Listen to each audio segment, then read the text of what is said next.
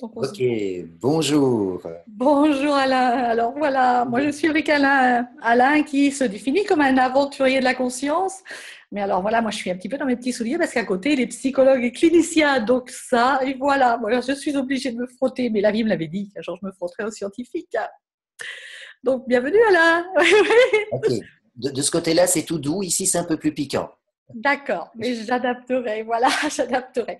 Alors, en plus, on est avec Alain pour un nouveau concept d'émission. Voilà, c'est vraiment quelque chose que j'avais envie de faire depuis longtemps, de croiser nos regards sur des thèmes différents. Alors voilà, on a évoqué l'idée de la spiritualité. Alors, le scientifique en face de moi, il est, voilà, pas très rassuré avec la spiritualité. C'est pas quelque chose qu'il utilise tous les jours dans sa vie.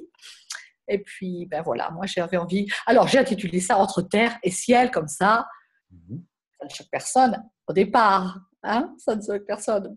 Ah ben, la spiritualité ne me choque pas du tout, hein. Je l'intègre au contraire à mon travail scientifique parce que comme elle fait partie de la vie, il est un peu bizarre en fait, scientifiquement parlant, de rejeter la spiritualité puisqu'elle fait partie de la vie. Donc moi, j'ai pas envie d'une science dans un bocal. Je veux de la vraie science. Tu fais de la vraie science. Ben, écoute, c'est parfait. Donc, ben voilà, moi, je te propose effectivement, ben, déjà que tu te définisses comme un aventurier de la conscience. Moi, j'aime beaucoup ça. Qu'est-ce que tu entends par un aventurier de la conscience?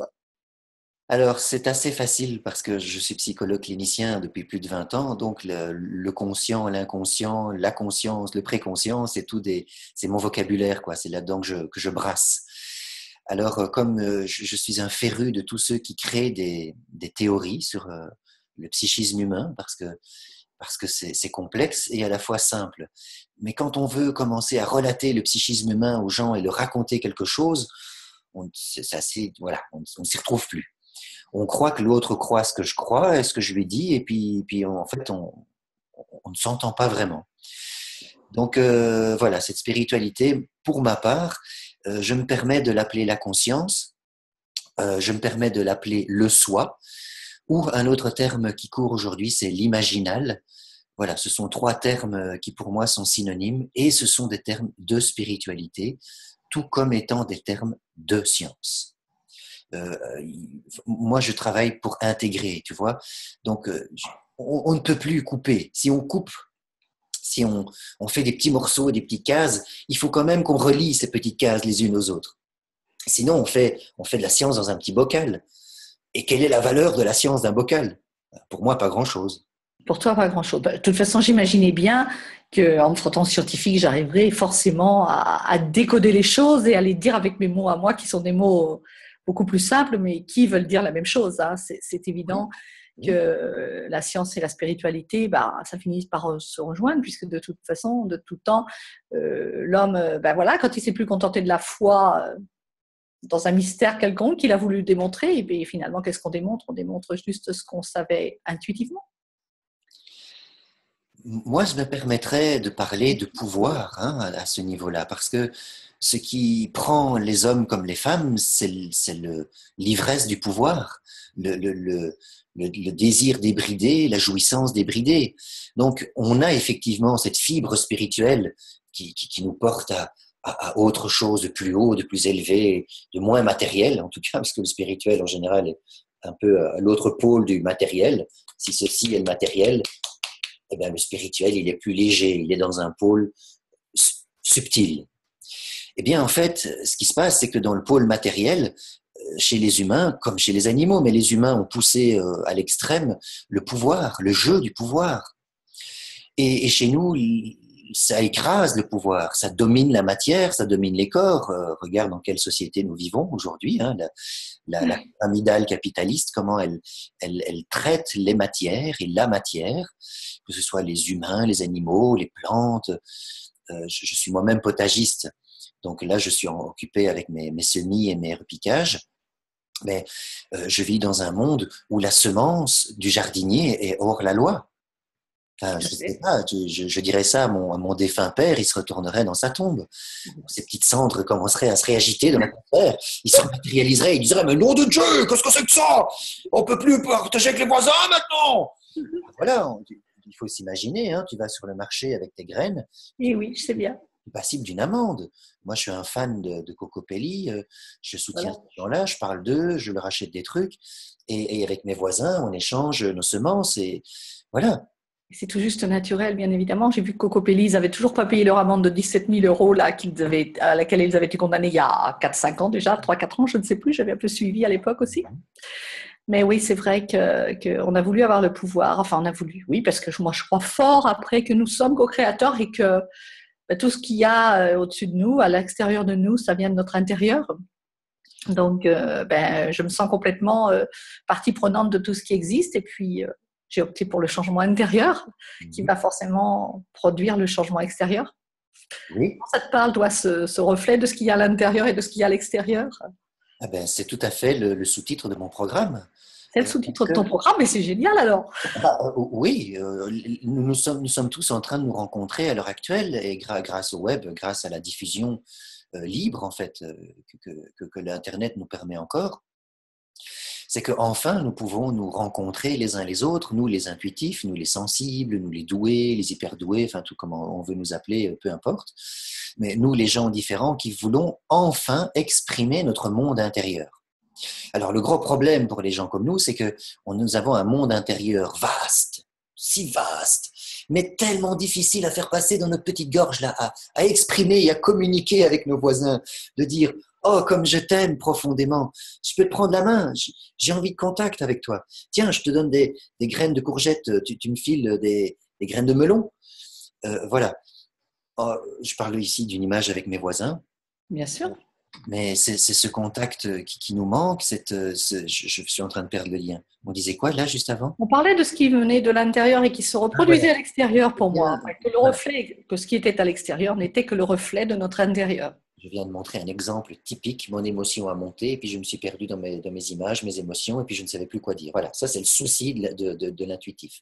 Alors qu'est-ce que j'ai fait moi pour tenter de structurer ce monde intérieur? Bon, en tant que psychologue, j'ai plus de 20 ans de carrière, j'ai brassé plein d'outils. J'ai brassé des outils comme l'hypnose, comme le EFT, comme la TAT, comme la logosynthèse, la brain gym. Je ne sais pas si je dois définir tous ces termes aussi. Oh non, c'est pas la peine. Ça va, ok. Ce sont tous des outils de psychologie énergétique. Oui, bien sûr. Et avant ça, je venais du monde de la psychanalyse stricto sensu, puis de la Sophia analyse, qui est une psychanalyse italienne. Et j'ai fait un mix entre tout ça. Voilà pourquoi je prétends pouvoir tenter de guider les gens pour qu'ils structurent leur monde intérieur lorsqu'ils sont des intuitifs, pour aller vers l'expression. Alors, j'ai créé ce genre de schéma, là, comme je le montre là derrière. En fait, la conscience, le soi, c'est cette partie jaune qui englobe évidemment toute la personne, parce que notre corps est inclus dans la conscience. C'est ce qui fait dire aux gens spirituels que nous sommes d'abord des êtres de lumière, je l'ai mis en jaune exprès, avant d'être des êtres de matière, et c'est la lumière qui illumine notre matière. Sinon, on n'est que des entités mortes et sans vie. Et d'ailleurs, aujourd'hui, on dit très bien, scientifiquement parlant, que nous sommes mus par des biophotons, et on a découvert en plus les canaux des biophotons. Donc, j'ai vu une photographie de canaux qui fait parcourir les biophotons dans le corps. Et c'est amusant parce que c'est sur le trajet des chakras. Oh, comme c'est drôle. Finalement. Toute la tradition est aujourd'hui entièrement confirmée. Moi, je passe mon temps dans les colloques, dans les séminaires et ainsi de suite. Et je peux te dire que l'ensemble de ce qui est la tradition ancestrale est juste totalement confirmé de tout. Il n'y a jamais aucun scientifique qui a mis à bas, qui a mis en brèche le savoir traditionnel qui nous est venu depuis plusieurs milliers d'années. D'ailleurs, par exemple, cette fameuse EFT, le tapotement des points méridiens sur le corps. Bien sûr. Le célèbre Odzi, tu sais, la momie Odzi qu'on a retrouvée dans les Alpes du côté italien du village d'Odzi qu'on a appelé Odzi. Elle est maintenant à Bolzano, cette momie. Eh bien, cette momie, elle possède 45 tatouages sur le corps, 45 tatouages sur les trajets des méridiens. Tu vois, et cette momie, elle est morte il y a 2500 ans. Donc, dans les Alpes, en France et en Italie à l'époque, eh bien, il y avait déjà la médecine des méridiens qui était inscrite sur le corps, et le commentateur du documentaire dit « Tiens, on a aussi retrouvé des traces d'arthrite dans le bonhomme qui était décédé à l'âge de 45 ans dans les montagnes. » Eh bien, on peut subodorer qu'on lui avait tatoué les symboles pour stimuler une régénération ou un soutien corporel Donc, il y a 2500 ans, la médecine des méridiens existait déjà chez nous. Alors, tu vois, ça c'est scientifique. Comment tu veux douter d'un truc pareil? Tu ne peux pas. Le fait scientifique est là devant nos yeux. La science l'a daté. Et ça, c'est 1000 ans avant la codification dans la tradition chinoise de la médecine énergétique chinoise. 1000 ans avant. Alors, ça c'est de la science pour moi, tu vois. Mais c'est de la spiritualité aussi. Ah ben voilà, ah ben voilà. Donc, il est clair que quand on est tolérant, quand on veut faire une réelle recherche d'évolution, ben, on est sur le même chemin. Alors pourquoi dire, ouais, moi je suis scientifique et je ne crois pas du tout à ton petit Dieu de rien du tout, parce que tu sais, moi dans mes éprouvettes, je peux créer des trucs, alors ton Dieu, je te l'emmerde, ton Dieu. Et voilà, alors j'ai vu des gens qui prenaient des fioles d'homéopathie et dire, l'homéopathie, c'est de la connerie, regardez, je me fais un suicide à l'homéopathie, blablabla. Vous avez vu, c'est de la connerie l'homéopathie, je vous emmerde. C'est hallucinant ce qu'on voit aujourd'hui. Eh bien en fait, c'est parce que ces gens sont grave pris dans la matière, ils n'ont plus beaucoup de tolérance, donc ils n'ont plus beaucoup d'interaction avec le monde extérieur, parce qu'un scientifique, en fait, est un homme ou une femme qui a des interactions subtiles avec le monde extérieur. Sinon, il ne ferait pas science, puisque son job est de percevoir et de traduire. Et moi, c'est ce que j'ai fait avec mon schéma. Je suis psychologue, donc j'ai pratiqué donc, le soi. Le soi, il soutient l'inconscient. Et l'inconscient, il produit le préconscient, et le préconscient produit l'ego, le conscient. Et voilà une petite subtilité de base, c'est que la conscience n'est pas le conscient. Et là, il y a un petit problème linguistique en français. Et je Oui. me demande si c'est En pas Belgique aussi. vrai. Chez les Belges aussi. Oh oui, certainement, oui, bien sûr. C'est le francophone, on va dire, hein, c'est la langue. Eh bien, je me demande si c'est pas fait exprès, et ça fait partie de mon programme de dire, je me demande si on n'a pas collusionné exprès le terme conscience et le terme conscient pour faire croire qu'ils étaient les mêmes, et puis par télévision, parce que vous savez bien, tu sais bien que la télévision fait passer le cerveau des ondes bêta, hop, en ondes alpha. Oui. Et comme nous avons, enfin, les autres ont, parce que moi j'ai supprimé la télévision depuis 20 ans, hein, Oui, moi aussi. J'ai supprimé la télévision depuis plus de 10 ans aussi. unplugged de TV. Donc, retirez-vous de la télévision, c'est obligatoire. Et à ce moment-là, c'est obligatoire parce qu'en fait, dès qu'on se met devant la télé, ou une émission sur un écran, hein, on est bien d'accord, hein, eh bien, les ondes bêta s'apaisent et passent en ondes alpha. Donc, en fait, on est moins autocritique, on est moins critique. Tout à fait. Comme on sait tous que quand on a regardé la télé, on a 10 000 fois les mêmes informations qui nous passent en boucle, et on sait bien que scientifiquement, plus on te file une information dans le cerveau, plus elle devient vraie, même si elle est fausse, on s'en fout. En fait, le cerveau, il fonctionne rationnellement. S'il voit 10 000 fois la même chose et on lui dit que c'est vrai et que ça ne lui fait pas de mal, alors c'est vrai. Voilà. Et si il trouve que c'est du pipeau, c'est un film, alors il va rejeter l'idée. Il va dire oui, ça c'est du film, c'est de l'imaginaire. Ça c'est du réel. Mais comme c'est la télévision et qu'on nous a fait croire que la télévision c'était vrai, les informations, le journal, Ah, c'est le nouvel évangile. les nouvelles, voilà. Eh bien, en fait, les nouvelles ont récupéré en fait la tradition d'avant, de tous les gens qui se croisaient de village à village. Parce qu'avant, et encore maintenant dans tous les autres pays où ils n'ont pas la télé, quand on se rend compte, qu'est-ce qu'on dit? Alors, quelles sont les nouvelles? Eh bien, en fait, ils ont mis les nouvelles dans ce qui étaient les nouvelles pour nous faire croire, en fait, parce qu'il y a bien des gens qui maîtrisent le flux de la pensée mentale mondiale. Oui, évidemment, ce n'est pas de la paranoïa, c'est une simple évidence. Il suffit de voir qui sont ceux qui tiennent les médias. On voit que c'est une poignée, bah alors on a compris. Si c'est une poignée de personnes qui tiennent tous les médias mondiaux, bah alors l'information est unilatérale. Voilà, on est dans la pensée unique aujourd'hui, on le sait bien. Mais bon, ils ont remplacé le Dieu cruel d'avant, hein, qui devait imposer par l'obligation de l'économie. Hein, par économie, le Dieu capitaliste terrorisant, eh bien, impose et on doit obéir. Enfin, c'est la même chose, en fait. Donc, voilà. Moi, je vous propose tu vois, c'est que on puisse se revoir et se resegmenter dans ces 4 parties du psychisme humain, parce que le corps en fait partie. Le corps fait partie du psychisme humain.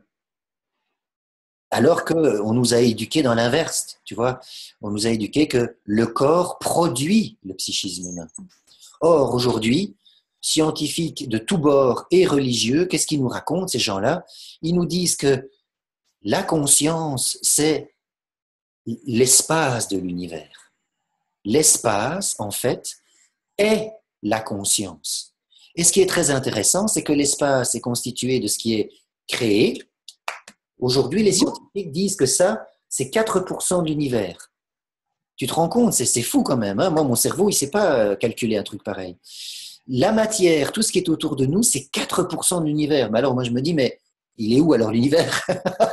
Si tout ça, c'est l'univers et que c'est 4%, mais alors les 96%, c'est quoi? Eh ben, c'est l'incréé. Et là aussi, c'est magique. Parce que on a la preuve scientifiquement que les scientifiques d'aujourd'hui, en tout cas, nous disent 96% de ce qui existe est incréé. Et bam, tu retombes sur la tradition chinoise et toutes les autres traditions. Il faut prier et méditer dans l'incréé pour que l'incréé se manifeste dans le créé.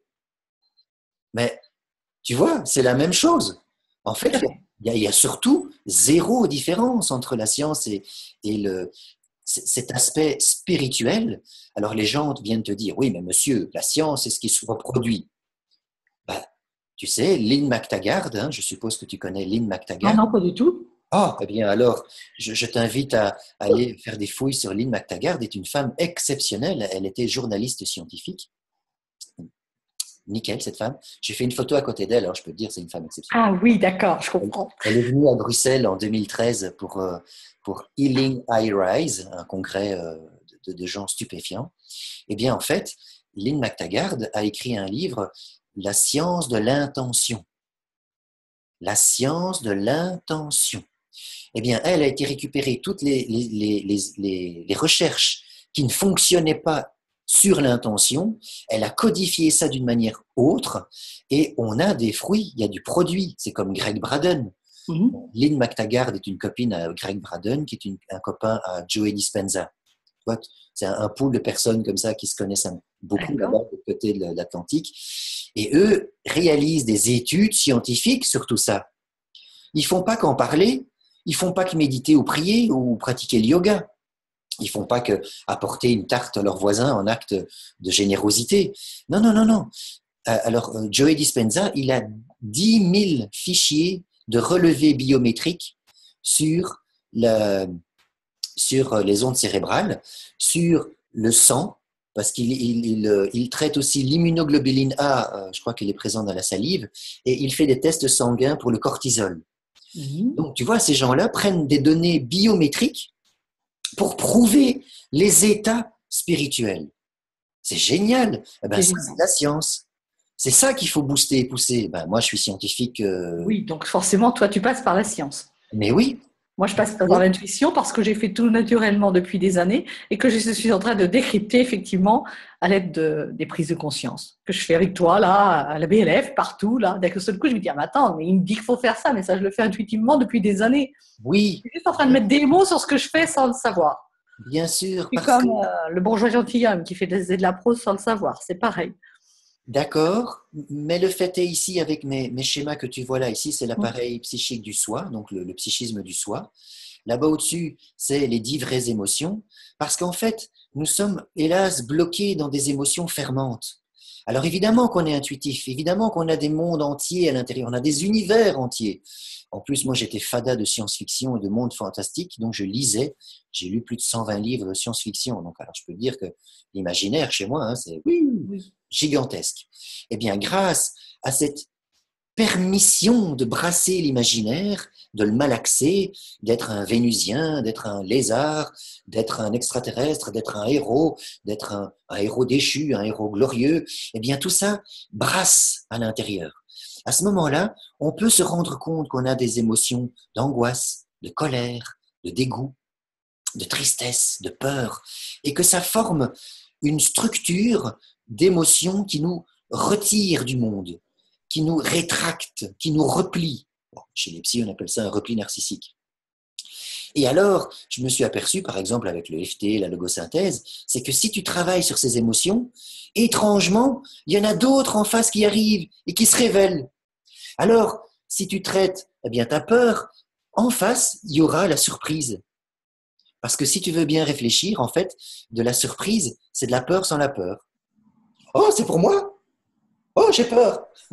C'est le même geste. Oui. Et quand tu travailles aussi le corps, kinesthésiquement parlant, parce qu'évidemment que je travaille aussi kinesthésiquement parlant, je ne suis pas kinésiologue, mais j'utilise quand même néanmoins la brain gym, j'utilise le FT et je pratique aussi parfois les hugs, parfois le Reiki en séance. Donc, quand tu es ouvert, tu es ouvert. Quand tu as besoin d'un outil, tu vas chercher l'outil. Que l'outil soit psychologie énergétique ou spirituelle. Mais en fait, dans la psychothérapie, on n'en a rien à kicker. Dans la psychothérapie, on veut faire un travail relationnel. La psychothérapie n'est pas un travail scientifique. Et je dis là quelque chose de odieux pour les Belges parce que la loi vient de passer qui veut nous faire croire que la psychothérapie est un métier scientifique. Et ceux qui ne sont pas scientifiques n'ont plus le droit à la psychothérapie en Belgique. Ils ont osé faire passer cette loi qui, par chance, a été battue en brèche par les psychothérapeutes. Force à tous ces psychothérapeutes qui ont le cœur ouvert et qui veulent dire non, la psychothérapie, la rencontre de l'humain à l'humain, c'est de l'humain, c'est pas de la science. Eh bien, ils ont raison. La qualité d'un psychothérapeute, c'est quand même sa qualité relationnelle. Oui. S'il a le cœur ouvert, s'il te prend au plus près de lui, s'il te prend la main et qu'il te fait des petits tapotements, s'il vient à côté de toi et qu'il te fait l'hypnose à la Milton Erickson à côté de toi, parce que Milton Erickson était à côté de son client, il parlait de client. Voilà, donc je soutiens à Mordicus que si on traite ces émotions, peur, surprise, tristesse, joie, dégoût, désir. Hein, tu te souviens, hein, quand tu aimais ton amoureux, tu disais « Oh, je te désire, mon chéri. Oh, je te veux. » Et puis après, après les disputes et tout ça, hein, c'était « Ouais, tu me dégoûtes. » Tu vois, c'est le pôle. En fait, nos émotions sont des pôles énergétiques. Et quand tu libères un pôle, hop, tu as le pleine opportunité de développer dans le pôle opposé, mais le pôle opposé, en fait, est des pôles ouvrants. Parce que la surprise, c'est de dire « Oh, chouette, c'est pour moi. » La joie, c'est de dire « Ouais, génial. Oh, je me sens bien. » Et si tu es en joie, évidemment, les autres vont venir à toi. Oui. Qu'est-ce que c'est? C'est « Oh, oh, chérie, j'ai envie de toi. Oh, j'ai un petit quelque chose là qui frissonne. » Ben, je vais aller vers ma compagne, évidemment, si j'ai du désir. Ben, c'est un objet de rencontre. La colère, quand tu traites ta colère et que tu n'es plus trop coléreux ou coléreuse, il y a la fierté qui émerge. Et c'est intéressant comme le langage, la langue française, nous a niqué la fierté. Parce qu'en français, le mot fierté est un mot péjoratif. Oui. Oh, elle est mal placée, ta fierté, hein? Elle n'est pas là où devrait être. Hein? Ah, tu es aussi fier qu'un pan. Et voilà. Comment on peut arriver à niquer, à tuer un terme, à le pervertir, alors que je soutiens Mordicus que la surprise mène tout simplement à la pulsion épistémophilique. La pulsion épistémophilique, c'est la pulsion de la découverte, de la science, de la recherche. Eh ben voilà. Donc si on nous prive de notre surprise et qu'on nous garde dans la peur, évidemment qu'on ne fera pas des vraies recherches scientifiques. Tu vois un peu le mécanisme. Mais qu'est-ce qui te... Là, je t'entends dire si on nous prive, mais qui est-ce qui nous prive? Eh bien, ce qui nous prive, c'est la pensée dominante, c'est le capitalisme pyramidal. Non, mais ça, c'est si tu parles que c'est l'autre qui fait ça. Et si tu penses que moi, je pense que je suis complètement créatrice de tout ce qui est à l'extérieur de moi. C'est ce que je te disais tout à l'heure. Le Oui, reflet à l'extérieur et le reflet de ce que je crée à l'intérieur. Comment tu te exactement. situes par rapport à ça? Parce que là, j'ai envie de dire, tu es vraiment comme si tout venait de l'extérieur de nous. Ah, alors, nous sommes mus par le soi, et le soi obligatoirement vient de l'extérieur de nous. Nous avons notre corps, ça c'est moi, c'est ma vie, c'est Oui. mon historicité, mon histoire. Et mon histoire, mon corps a été formaté par mon préconscient. Mon préconscient, c'est le moi. Et le moi, c'est ma famille. C'est toutes les règles sociales de ma famille. Et les règles sociales de ma famille sont les règles sociales de la société dans laquelle je vis. Et en deçà? Comme nous sommes, et en deçà, il y a l'ego. Et l'ego, c'est mon ministère de mes affaires étrangères. En fait, mon ego est ma structure psychique qui me permet d'avoir accès à l'extérieur. Voilà pourquoi quand les gens disent il faut lâcher l'ego, il faut plus l'écouter, il faut être spirituel, moi je dis mais ok, bien sûr, mais vous pouvez pas lâcher la roue de votre voiture. Tu peux pas lâcher la quatrième roue de ta voiture. Tu as besoin de ton ego pour cheminer dans le monde extérieur. Eh bien, lorsque je me suis ouvert spirituellement et que je veux diffuser l'amour au monde entier autour de moi, que se passe-t-il? Qu'est-ce qui est arrivé à Martin Luther King? Qu'est-ce qui est arrivé à Gandhi? Dis-moi un peu, qu'est-ce qui est arrivé à Nelson Mandela avant qu'il passe 20 ans en tôle? Oui, mais nous sommes en 2017 maintenant. Eh bien, quand moi je promeux autre chose que le discours dominant, je suis attrapé, Maria, et je suis jeté au cachot. Mais je me laisse attraper. Ce sont Non. mes mémoires. Pour moi, ce sont mes mémoires anciennes qui font que, voilà, mes craintes d'être à nouveau un gourou qui font ça. Ah, ok. Je vis comme ça. Je respecte ce que tu dis, d'accord. Eh bien, moi, je me permets de dire qu'une fois que à l'extérieur de toi, tu t'ouvres et tu gonfles et ton aura gonfle et que tu vas à la rencontre des autres, tu te collusionnes avec le monde extérieur. Et le monde extérieur, c'est le monde social dans lequel nous vivons. Aujourd'hui, c'est celui-ci. Il y a 100 ans, c'était un autre. Et puis, il y a 200 ans, c'était un autre. On est bien d'accord. Et je dis pas qu'il y a 200 ans, c'était mieux qu'aujourd'hui. Aujourd'hui, c'était mieux qu'il y a 200 ans. C'est impossible de dire ça, en fait. Nous avons chacun notre réalité. Et chacun, nous sommes face à un monde en guerre et avec contraintes. Quand j'étais enfant et adolescent, j'entendais raconter les histoires de guerre de ma famille, parce qu'ils ont tous souffert de la Deuxième Guerre mondiale, et encore, moi j'ai connu ma grand-mère qui a souffert de la Première Guerre mondiale. Eh bien, je me disais, comment ça doit être un monde en guerre? Eh bien, aujourd'hui, à l'âge de 50 ans, je connais le monde en guerre, je vis dans un monde en guerre, et clairement. Et c'est une autre style de guerre, mais c'est une guerre. Alors, comment nous confrontons-nous cet amour intérieur, cette générosité que nous avons, ce plaisir de vouloir échanger, d'être avec les autres, de toucher les autres, de nous caresser, d'être bien en harmonie les uns avec les autres. À chaque fois que nous voulons aller dans le monde extérieur, nous sommes face au monde social. Et moi, je prétends que c'est ce monde social qui nous a formaté nos familles depuis des générations. Moi, je planche sur 500 ans d'histoire parce que je me suis permis d'étudier 500 ans d'histoire. Avant, je ne sais pas, c'est un peu plus flou. Eh bien, sur ces 500 ans, on est sous la structure pyramidale capitaliste. Et je reprends la banque des Médicis, la banque de la Renaissance. La Renaissance italienne, la Renaissance européenne est venue de là. Et la structure pyramidale bancaire vient de là. Elle a induit les consortiums pyramidaux. Et voilà, nous sommes coincés, en fait, quand je dis ils nous privent de nos émotions, ils nous privent de nos intelligences. Nous, ce sont les dirigeants qui formatent leur bétail pour que le bétail reste le plus docile possible, évidemment. Quand on va dans la jungle de Madagascar et qu'on va chercher les adorables petits aïe-aïe, tu sais, les petites bêtes adorables, grands yeux, eh ben, on leur arrache leurs canines pour que ce soit des adorables petits aïe-aïe devant les petites vidéos YouTube. Tu vois? Donc, l'humain fait tout le temps ça. Eh bien, l'humain fait ça avec l'humain. Mais l'humain, c'est moi. Oui, bien sûr que c'est toi. L'humain, c'est nous. L'humain et nous, je suis bien d'accord quand nous disons nous le peuple, mais va dire nous le peuple face à un policier, face à un dirigeant. Tu vas voir ce qui va t'arriver. Mais fais l'expérience. Moi, j'ai vraiment envie de rebondir par rapport à ça. Parce que pour moi, tout ce qui est créé, tout ce monde pyramidal, j'en suis l'auteur. Ah non? Ah ben pour moi, j'en suis l'auteur. Je suis la créatrice de tout ce qu'il y a dans ce monde. Je suis le tout à la fois, à l'infiniment petit, l'infiniment grand. Et donc, étant l'infiniment petit et l'infiniment grand, pour moi, c'est juste je suis créatrice.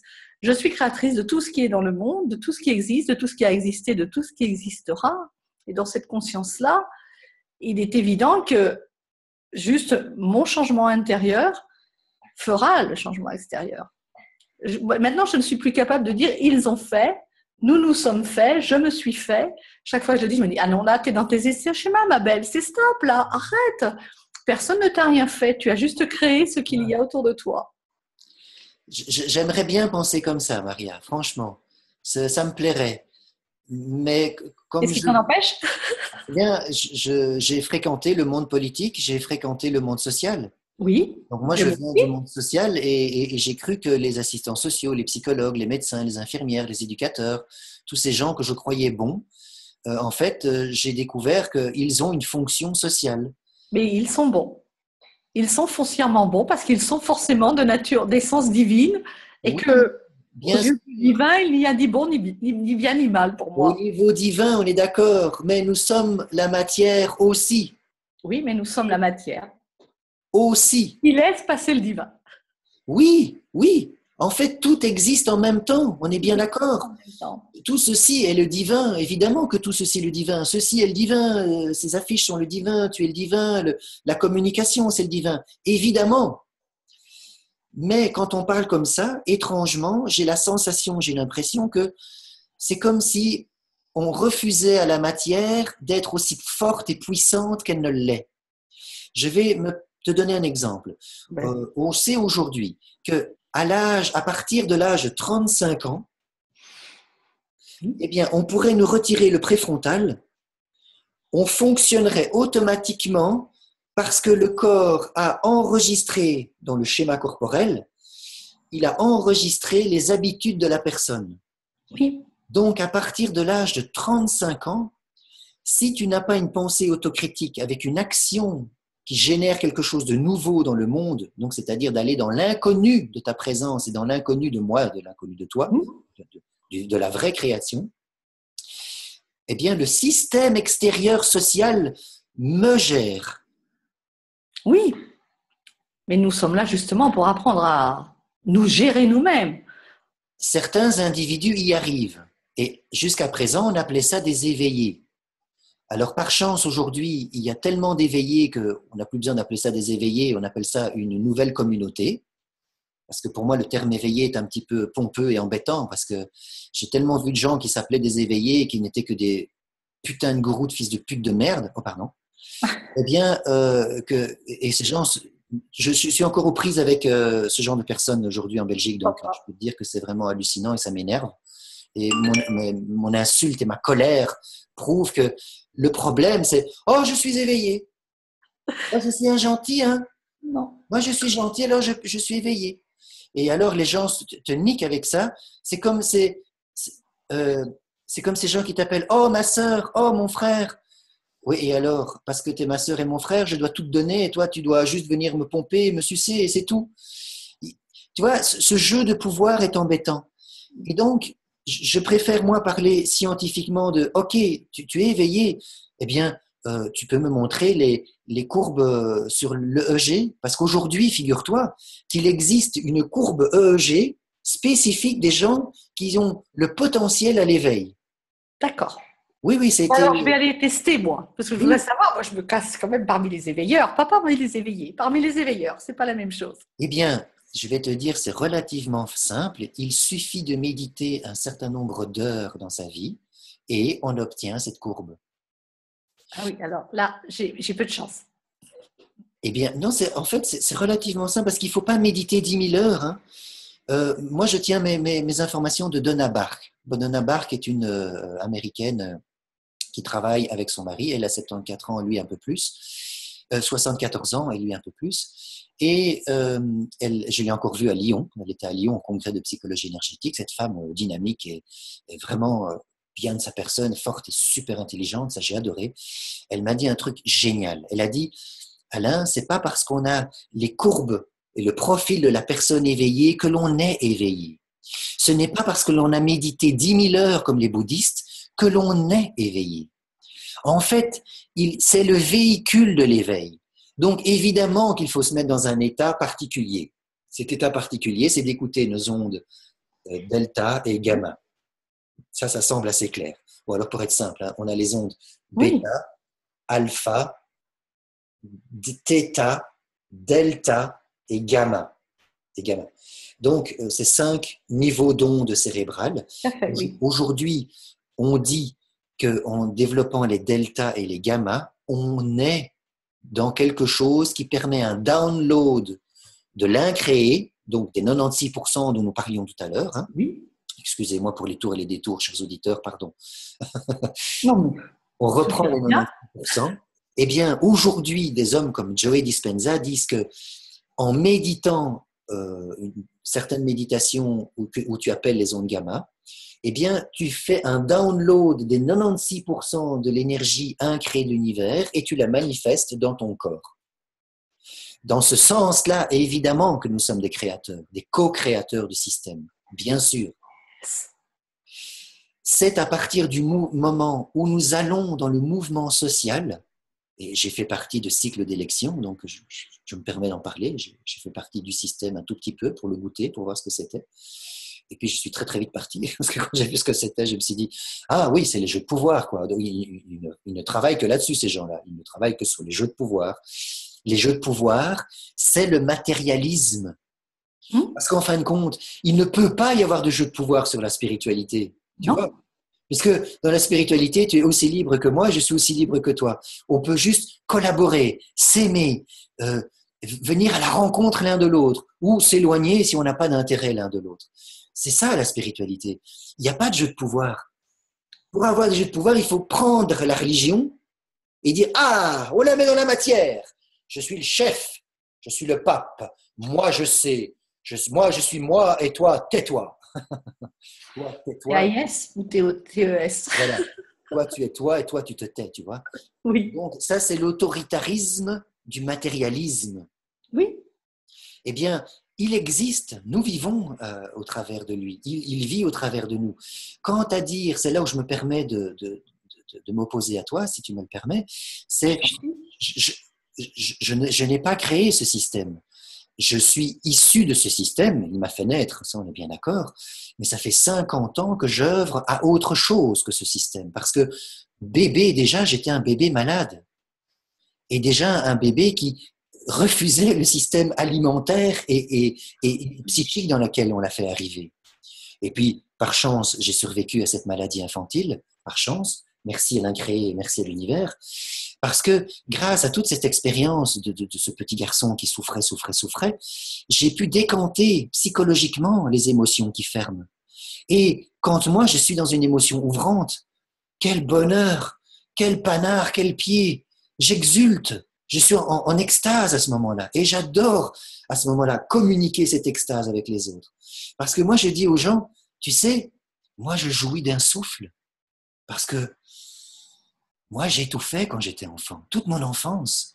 Alors, toi, tu n'as pas conscience que quand tu respires, tu jouis. Mais moi, je peux en avoir les larmes aux yeux tellement c'est beau.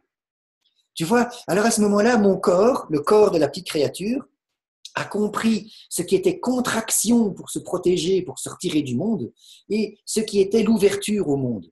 Ben, ce qui a fait d'un bonhomme comme moi un mec aussi exalté. D'ailleurs, je dis à tout le monde, vous imaginez un gars comme moi qui prendrait un rail de coke, mais il grimpe au plafond, il explose. Tellement j'ai de l'énergie à l'intérieur, tellement je suis exalté, téméraire et toutes ces choses. Quand je te dis que j'ai été au cachot il n'y a pas encore longtemps, c'est parce que je me suis proposé de me dire non, je refuse votre état martial. Je ne vis pas dans la loi martiale. Vous voulez vivre dans la loi martiale, moi pas. Ben, j'ai été attrapé, plié en deux, j'ai été étouffé, ils m'ont étouffé, puis ils m'ont fait tomber dans l'inconscience et je me suis réveillé sur le sol d'une cellule. Nelson Mandela, moi je peux te dire que pendant un certain temps, je sais ce qu'il a traversé, comme Gandhi quand il était écrasé et tout ça. Alors, ok, ces hommes-là ont donné leur vie à la cause de la libération de la conscience. Je ne compte pas donner ma vie à la cause de la libération de la conscience. Rassurez-vous. Moi, je veux créer des schémas, je veux créer des thématiques, des dynamiques pédagogiques pour permettre aux intuitifs de se dire sans exploser et sans aller jusqu'à suicide, maladie et mort. Parce que, hélas, j'ai eu beaucoup d'amis qui sont morts de suicide, de maladie, et c'est très dommage. J'ai 50 ans, mais j'ai perdu plein d'amis déjà depuis un certain temps. Et c'est comme ça. Donc, la vie, Mais la vie, c'est aussi la mort. La elle mort. est tellement puissante que si tu ne sais pas ouvrir, quitter cette partie-là et développer l'autre, le mécanisme de l'extérieur social nous broie et nous détruit. Voilà, c'est ça que je voulais te dire tout à l'heure. Alors à ce moment-là, les gens me disent, encore hier, une amie me dit, C'est pour ça que nous devons résister, Alain. Mm. Mais alors je dis non, je ne veux pas résister. Quand j'étais attrapé par les flics, je ne résistais pas. Donc j'étais arrêté sans résistance en fait. Hein. J'ai exprimé, mais je n'ai pas résisté. Mon corps n'a pas résisté. Et j'exprimais à ces gens-là. Mais bon, le problème, c'est que dans une société unilatérale, où la pensée est très rigide, quand tu exprimes, tu deviens un danger. Tu vois, à ce moment-là, ce n'est pas parce que j'ai moi-même créé la prison que je suis encore dans la prison. C'est parce que justement, je fais sortir l'énergie de ce corps et je la diffuse. Et moi, je vois vraiment le tort énergétique autour de moi, le champ énergétique Oui. et la présence. Moi, la présence de l'espace a changé depuis un certain temps. Eh bien, et en fait, le jour où j'ai été arrêté, c'était à 5h30 du matin, t'imagines, à 5h30 du matin. Eh bien, j'avais fait une méditation, mais du tonnerre de Dieu le Père, à 4 heures. J'étais dans une méditation, j'étais dans une énergie, j'étais comme ça. Et moi, j'ai eu la sensation que d'arriver dans le cadre de la loi martiale, de l'aéroport, des mecs complètement fondus, pétés au burn-out, parce que tous ces gens sont en burn-out. Le flic qui m'a arrêté est un flic en burn-out. Hein. Je vais pas dire que c'est une bête sauvage, je vais pas dire que c'est un sale fils de pute, c'est pas ça du tout. C'est un pauvre gars en burn-out. Lui, dans sa tête, il croit qu'il fait son travail correctement. Mais à ce moment-là, lui, il ne pense plus, il est l'exécution du système. Eh bien, moi, j'arrivais avec une énergie comme ça, je me suis étonné de tout ce qui se passait et j'avais... Et j'ai dit, mais enfin, vous me séparez de mon enfant, mais que faites-vous, monsieur? Et c'est parti. Moi, je parle d'une expérience énergétique. À ce moment-là, c'est mon intime conviction, c'est parce que mon champ était beaucoup trop ouvert par rapport à ces gens-là qui ont à ce moment-là un champ qui est minuscule ou même ils n'en ont plus, que ça a fait une étincelle, mais grave de grave, quoi. Voilà, c'était la première fois que je me retrouvais sur le sol d'un cachot, dans une prison, quoi, d'un bloc de police, inconscient. Donc j'ai dû me réveiller inconscient. Et là, je me suis dit, OK, j'accepte tout. Alain, il vient de se passer quelque chose de grave. Tu dois accepter tout ce qui se passe. Accepte ton corps meurtri.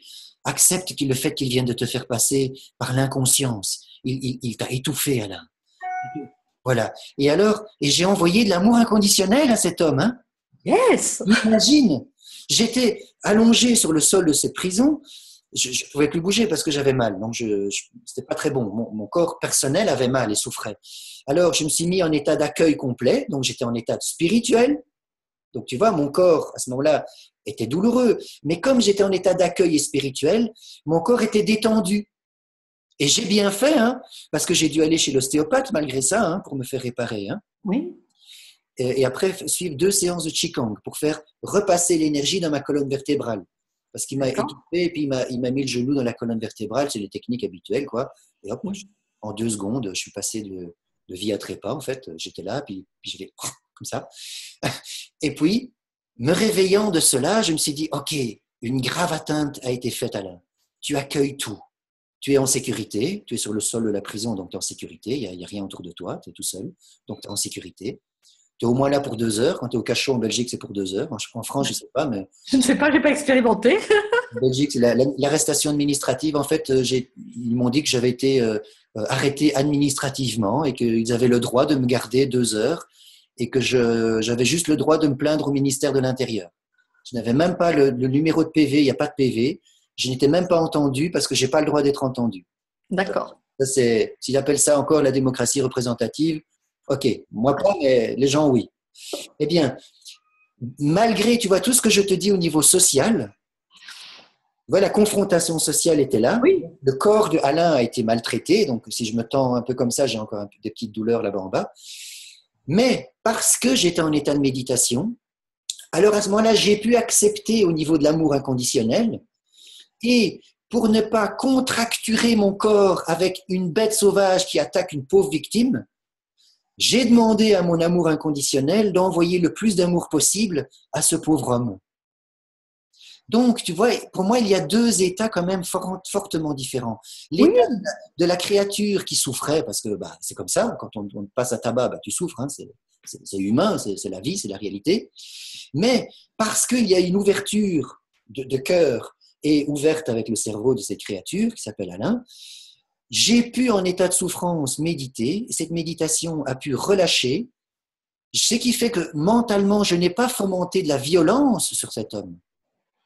J'ai écrit au ministère de l'Intérieur et je leur ai dit, vous savez, le mec il est en burn-out, vous le retirez du service parce que ce gars-là, c'est un vrai danger public.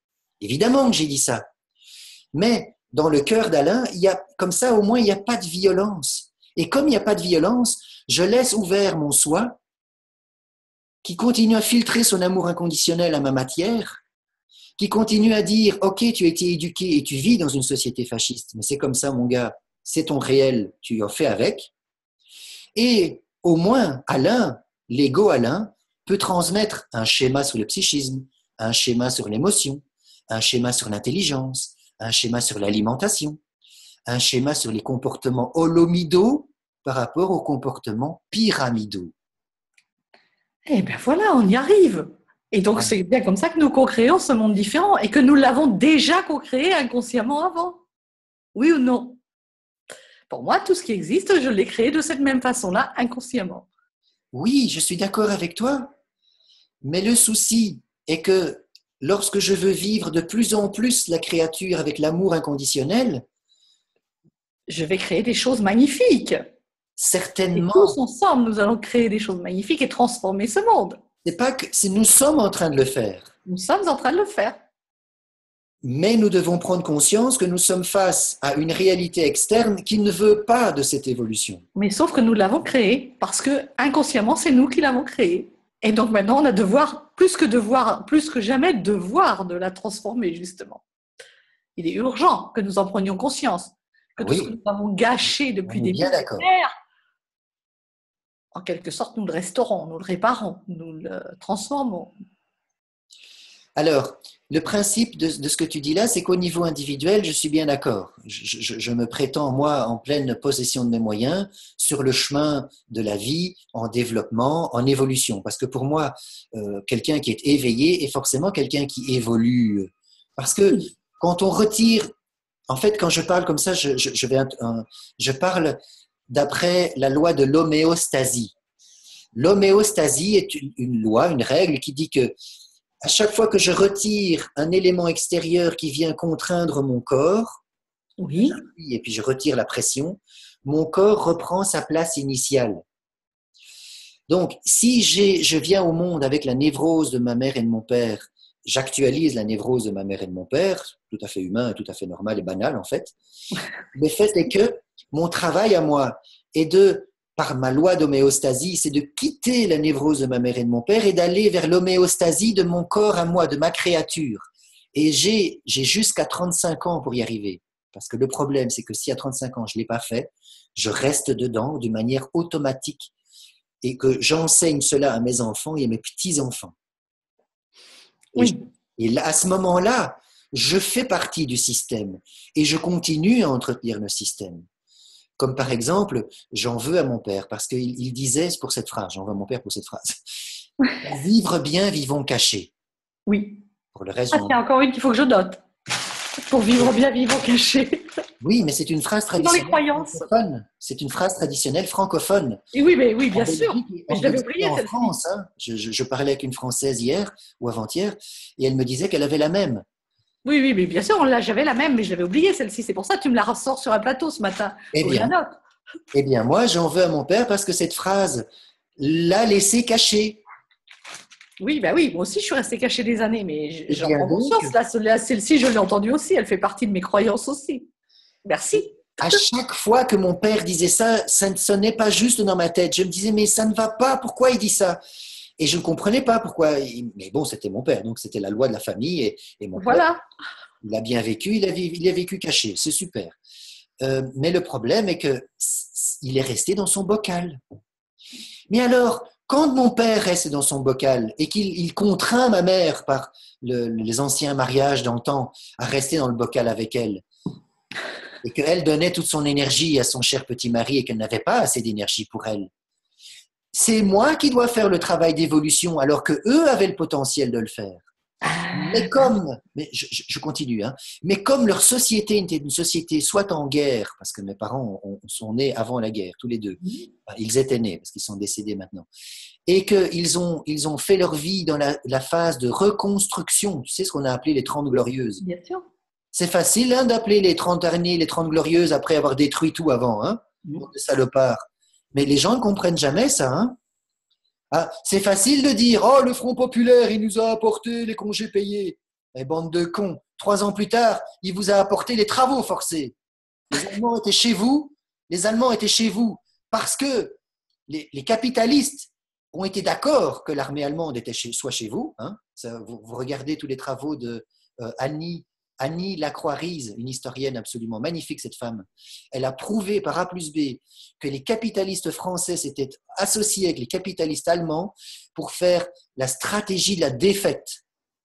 Donc, si les pauvres Français ont été massacrés comme ils l'ont été, parce que bordel, qu'est-ce que les Français, les Belges et les Allemands ont perdu comme jeunesse, comme beaux gars, comme puissance virile et tout ça, mais à cause de qui? Des capitalistes. C'était pas à cause d'eux, hein.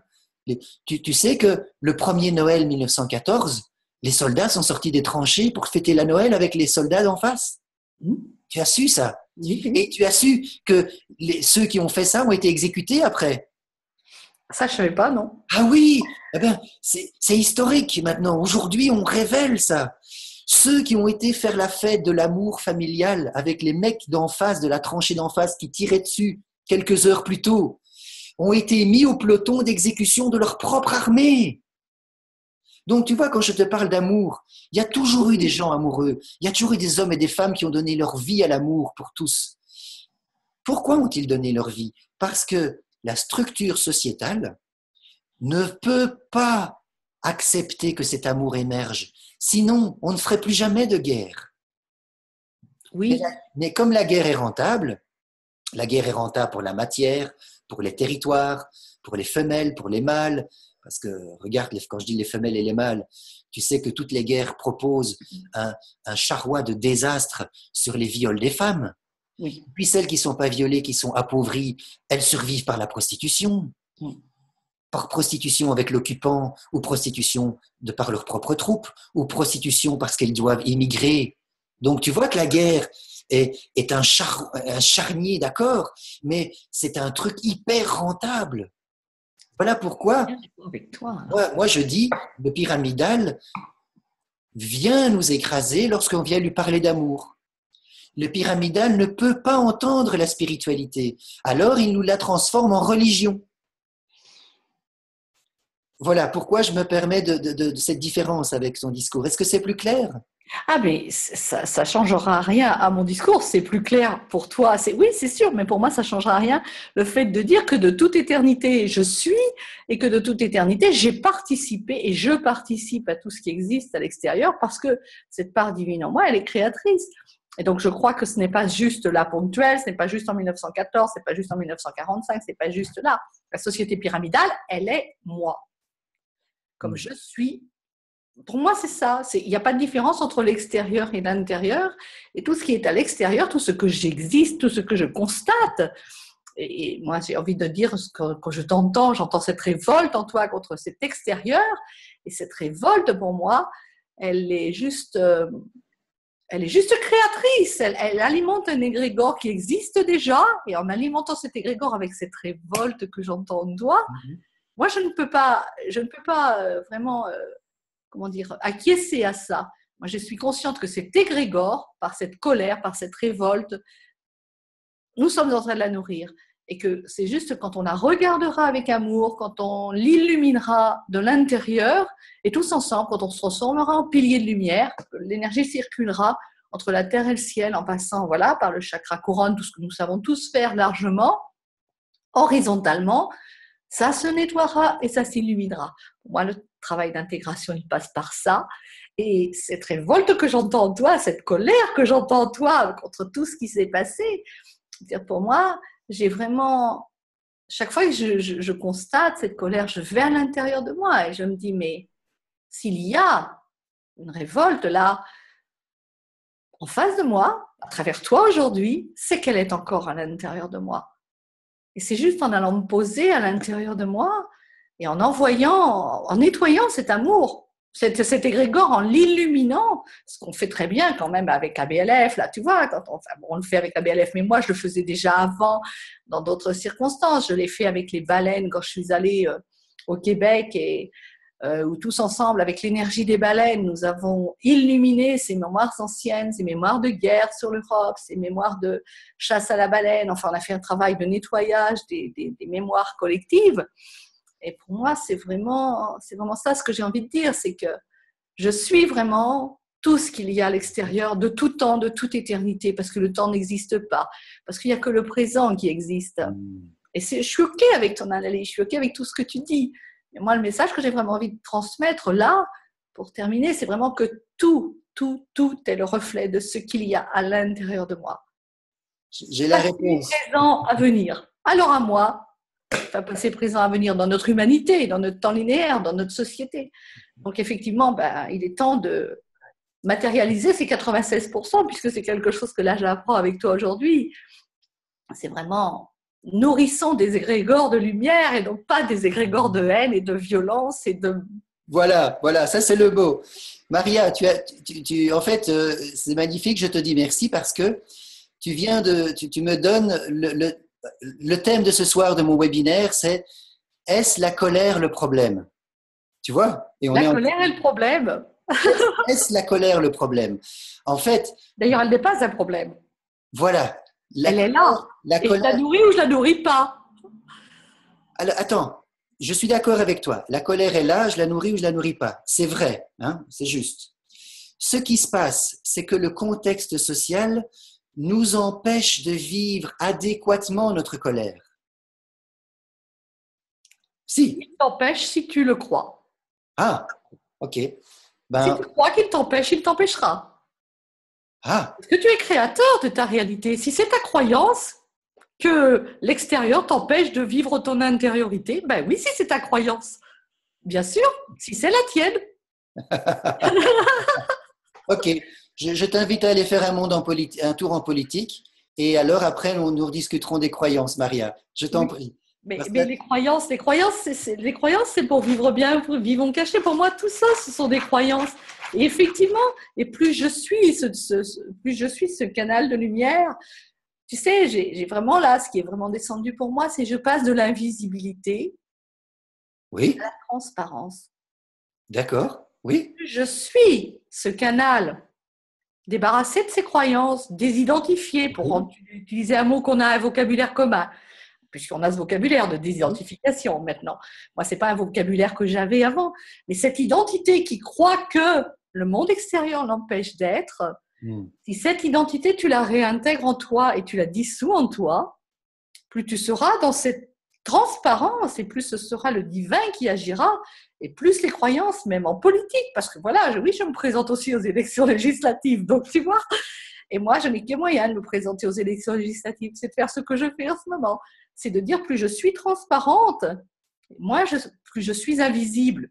On pourrait dire passer de l'invisibilité à la transparence, c'est la même chose, mais non, je sors de l'invisibilité, mais je deviens tellement transparente et tellement lumineuse et tellement lumière que, effectivement, je ne suis pas visible, mais cependant, je suis de plus en plus visible.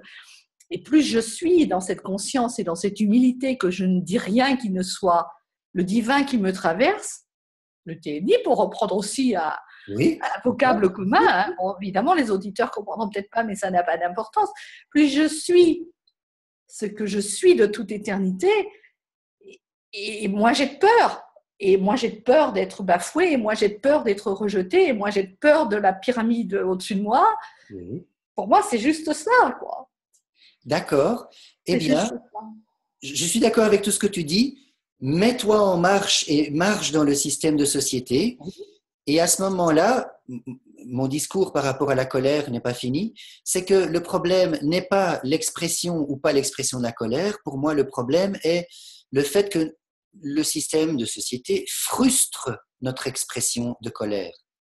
Alors, comme cette expression est frustrée, elle reste dans le système et elle me fait du mal à moi à l'intérieur. Parce qu'à ce moment-là, je génère des égrégores.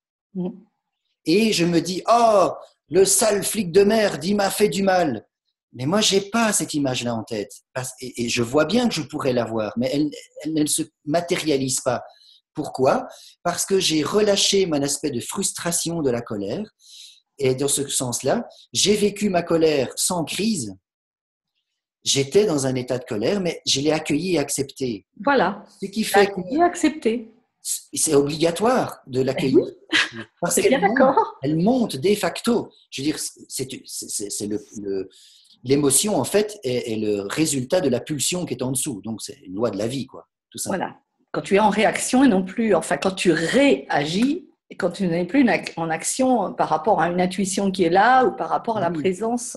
Mais la colère est une émotion de réaction face à une injustice. De réaction. De réaction face à l'injustice. Mais comme nous vivons avec des injustices autour de nous, évidemment qu'il y a des montées d'émotions qui s'appellent réaction face à l'injustice, colère. Voilà. Eh bien, notre société a péjoré l'expression colère parce qu'elle dit si tu te mets trop en colère et que tu ne te canalises pas, tu peux tuer quelqu'un. Et donc, le cadre social nous a empêchés de vivre adéquatement notre colère parce qu'elle nous dit tu ne peux pas vivre ta colère, sinon tu vas tuer quelqu'un ou tu vas te tuer toi-même. Donc, c'était ça mon discours. Hein. Donc, bien sûr qu'une fois que j'ai géré ma frustration, je peux me libérer de cette émotion colère. Et quand je me libère de colère, j'ouvre fierté. Et fierté, je me positionne autrement dans le monde. Et à ce moment-là, il y a l'échange beaucoup plus vrai qui arrive. Voilà. Dans ce sens-là, je te rejoins plus. Nous sommes d'accord. De toute façon, nous ne pouvions pas être autrement que d'accord. Mais c'est pour comprendre, être le plus clair possible pour moi et pour les auditeurs, bien sûr. Mais au moins, comme ça, je suis satisfait de ce que je te raconte. C'est au plus clair avec mon propre travail. Mais effectivement, Alain, là, j'ai envie de dire, pour résumer, que nous fonctionnons certainement de la même façon, que là, ton discours, il a été beaucoup sur, effectivement, comment tu en es arrivé à ça, comment tu en arrives à accompagner, quelle est la façon dont tu as d'aider les gens à prendre conscience de tout ce qui est, de tout ce qui est en eux. Et moi, je suis vraiment dans, effectivement, la synthétisation, c'est-à-dire cette prise de conscience que je fais au quotidien et que j'exprime. Et le résultat, c'est que là, je suis vraiment pour aider l'être à passer de cette invisibilité à cette transparence, cette prise de conscience. C'est ça. Mais voilà. Et toi, c'est le cheminement, en fait. Tu traduisais aujourd'hui le cheminement pour y arriver, ce que tu proposes comme accompagnement.